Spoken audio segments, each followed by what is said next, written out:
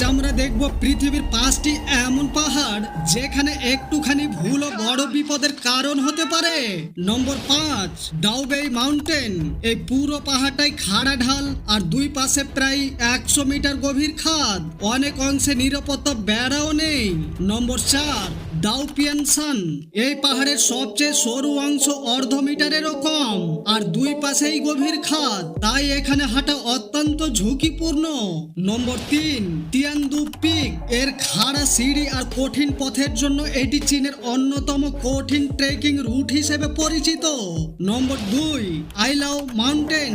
ঘন কুয়াশা আর দুর্গম জঙ্গলের কারণে এখানে পথ হারানোর ঝুঁকি থাকে, তাই অভিজ্ঞতা ছাড়া প্রবেশ করা নিরাপদ নয়।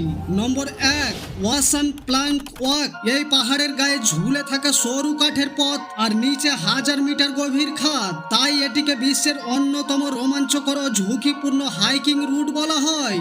এই 5টির মধ্যে কোন পাহাড়ে ওঠার সাহস তোমার আছে? কমেন্টে অবশ্যই জানাও।